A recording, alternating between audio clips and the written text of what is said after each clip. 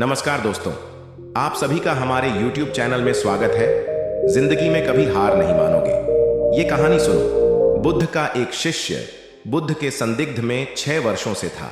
वो एक दिन महात्मा बुद्ध के पास आया और बुद्ध से कहा, हे बुद्ध, मुझे आपके पास है।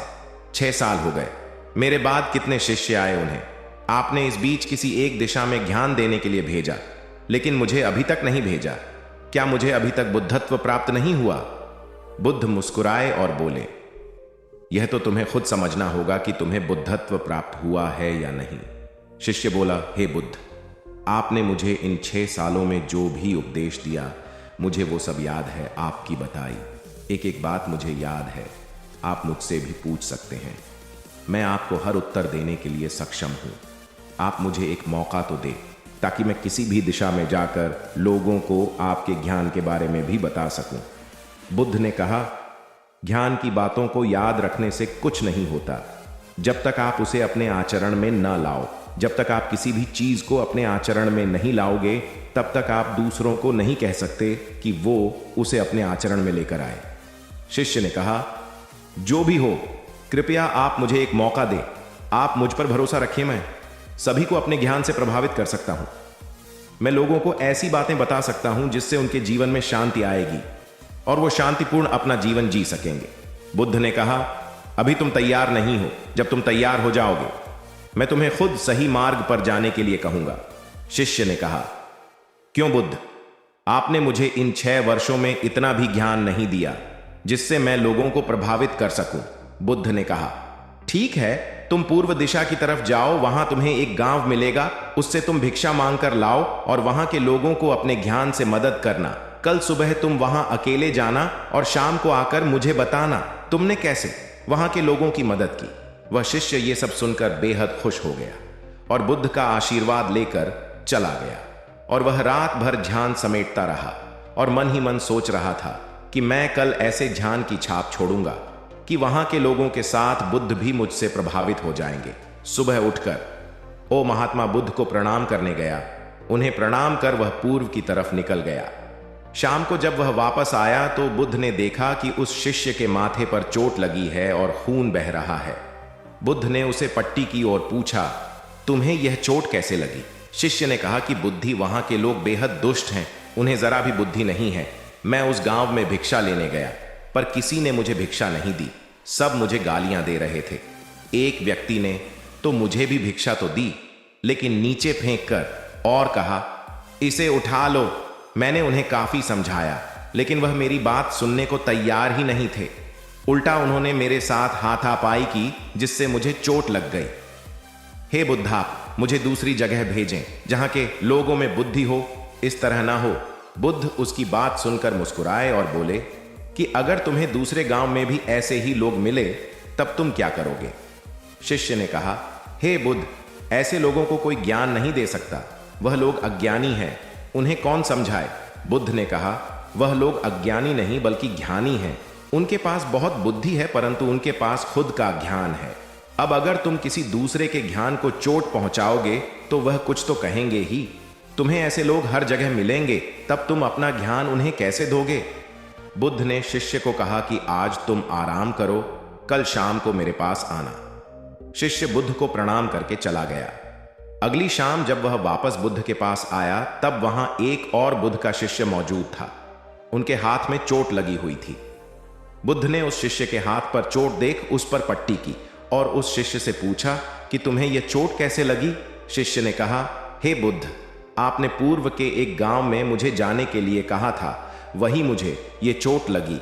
बुद्ध ने कहा, वहां तुम्हारे साथ क्या क्या हुआ, तुम मुझे बताओ। शिष्य ने कहा, हे बुद्ध, वहां पर मैंने सबसे भिक्षा मांगी, लेकिन किसी ने मुझे भिक्षा नहीं दी। एक व्यक्ति जिसने भिक्षा दी थी, उसने भी वह मुझे जमीन पर फेंक कर दी और कहा, उसे उठा लो। मैंने चुपचाप उसे उठाकर अपने पात्र में रख लिया और उसे कल्याण का आशीर्वाद दिया। तब उस व्यक्ति ने मुझसे कहा, आप बड़े ही अजीब व्यक्ति हो, मैं आपका अपमान कर रहा हूं और आप मुझे आशीर्वाद दे रहे हैं। मैंने उनसे कहा कि आप धनी हैं, आपने मुझे दान दिया है, इसीलिए मैं आपको आशीर्वाद दे रहा हूं। फिर वहां से मैं आगे गया तो कुछ लोगों ने मुझे वहां से जाने के लिए कहा। उन्होंने मुझे कुछ अपशब्द कहे और मुझ पर कुछ पत्थर फेंके जिससे मुझे चोट लग गई। जब मैं वापस आ रहा था तब मैंने एक माँ को रोते हुए देखा।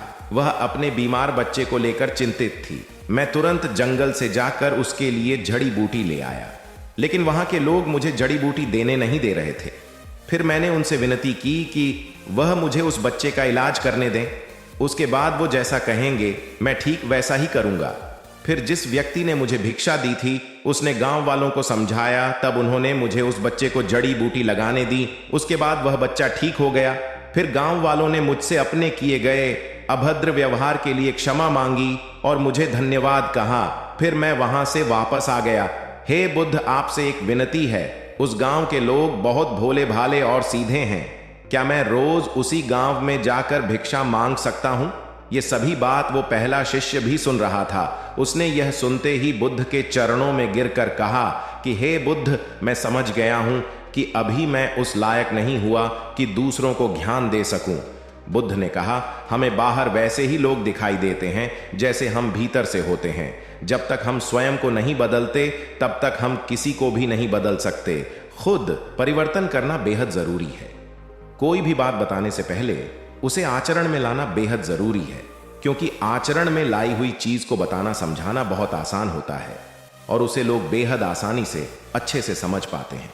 दोस्तों, आपने क्या सीखा इस पोस्ट से जरूर बताएं। दोस्तों, हम सभी को ऐसा लगता है कि हमने जो कुछ भी सीखा है वह हमको दूसरों को सिखाना चाहिए, लेकिन हम जाने अनजाने में दूसरों को सिखाने के चक्कर में हम कभी कभी गलत साबित हो जाते हैं। तो इसीलिए दोस्तों, अगर आप किसी को भी कोई भी सुझाव देने के लिए जाते हैं, आप कोई भी चीज सिखाने के लिए जाते हैं, तो सबसे पहले आप उस कार्य को संपूर्ण रूप से और सही ढंग से अच्छे से सीख जाएं।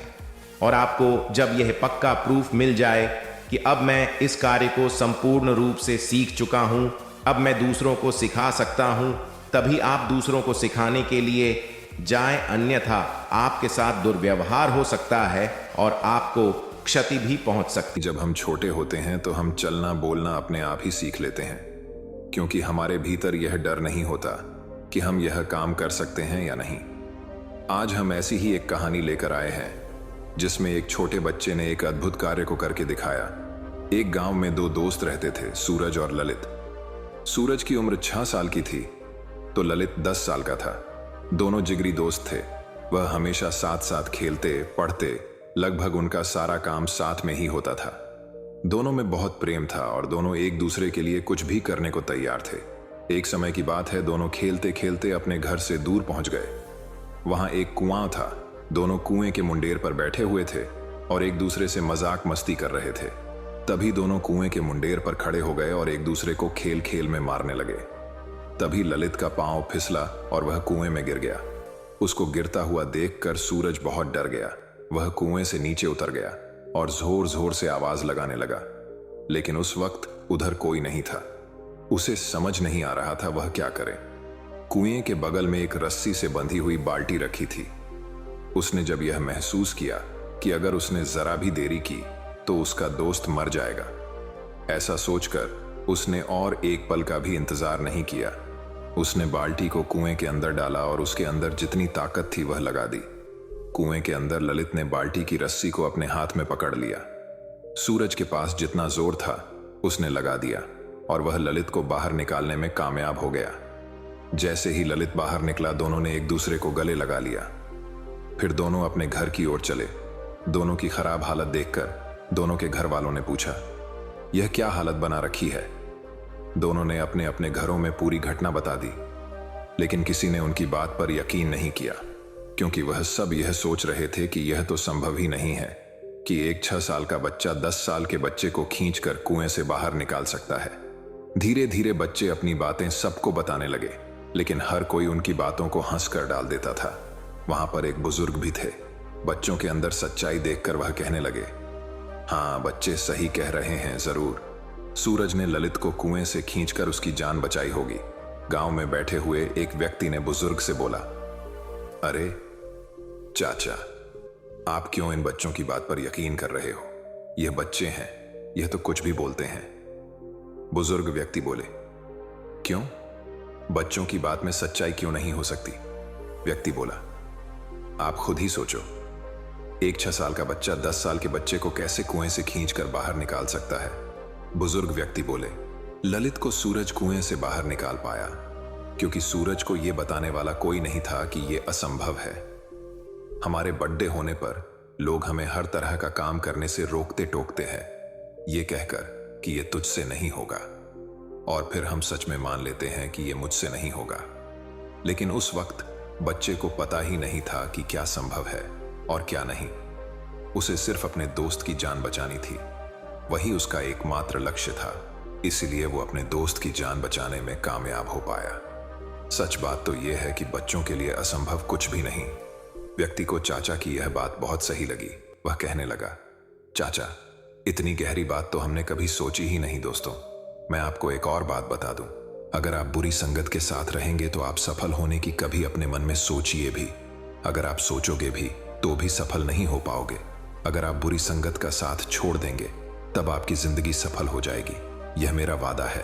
अगर आपको जिंदगी में सफल होना है तो माँ बाप का साथ कभी मत छोड़िए। अगर अपने माँ बाप का साथ छोड़ दिया तो आप जिंदगी में कभी भी सफल नहीं हो पाओगे। अगर आप जिसके भी साथ बैठोगे तो आपको बहुत दुख महसूस होगा और आपके मन में दिन भर कुछ भी चलता रहेगा और आपको कुछ भी समझ में नहीं आएगा। अगर आपको सफल होना है तो अच्छी संगत के साथ रही और उसी का साथ दीजिए। बुरी संगत का साथ आप छोड़ दीजिए